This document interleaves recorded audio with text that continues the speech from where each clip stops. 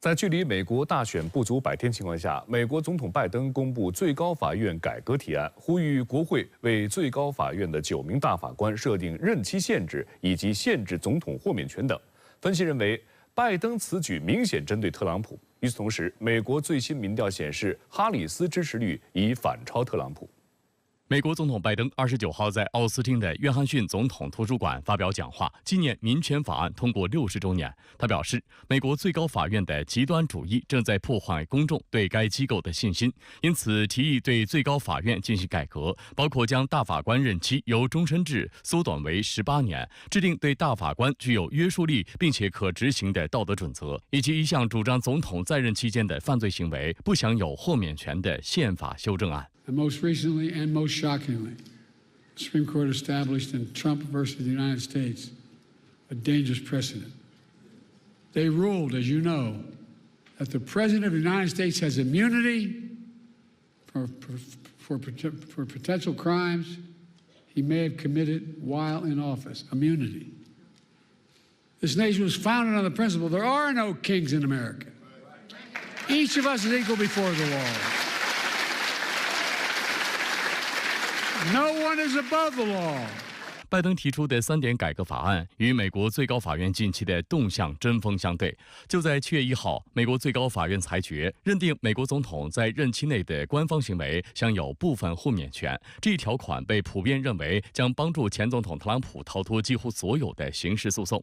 另外，美国最高法院目前由保守派占多数，9名大法官中有6名保守派法官，这6名法官中又有半数是在特朗普任内提名的。未来4年内，最高法院可能会有2名大法官退休。如果特朗普在今年大选中获胜，将有机会再任命2名保守派大法官。届时，美国最高法院保守派将获得前所未有的优势。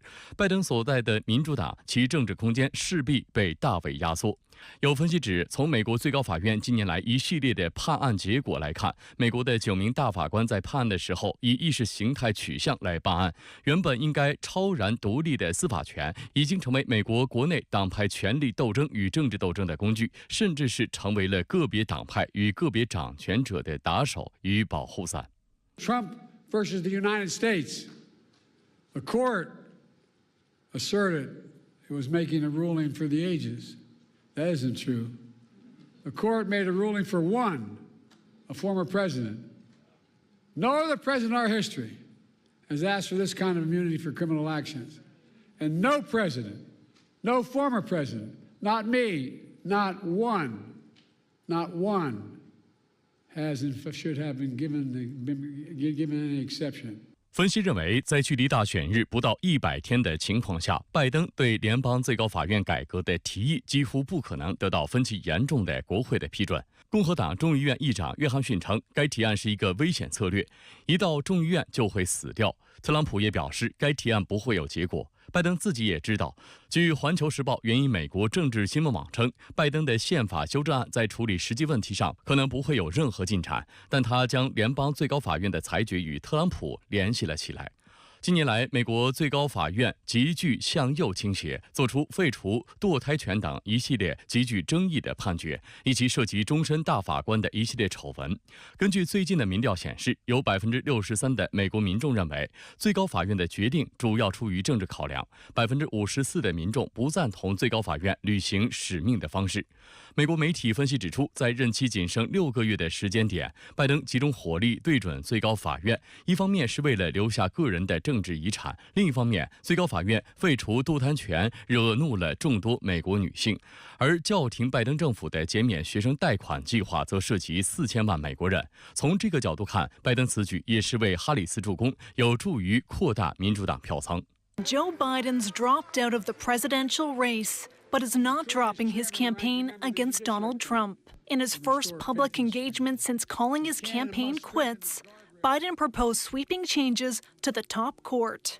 根据美国广播公司新闻和民调机构易普索7月28号公布的一项民调结果显示，哈里斯的支持率从1周前的35%上升到了43%，特朗普的支持率则从40%下降到36%。女性及非裔族群等都是哈里斯的加分项。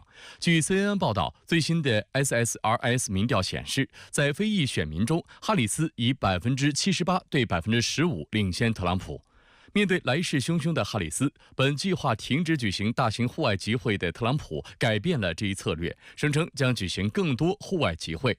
27号，特朗普在明尼苏达州集会上猛批哈里斯，称若现任美国副总统哈里斯当选美国总统的话，将加剧中东危机，甚至就此引爆第3次世界大战。Kamala Harris presidency means 4 more years of extremism, weakness, failure, chaos.And probably World War III. I really believe it.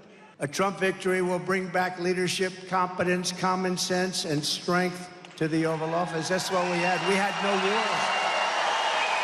We had no wars. 近期，美国共和党副总统候选人万斯也被民主党人挖黑料，当作舆论武器。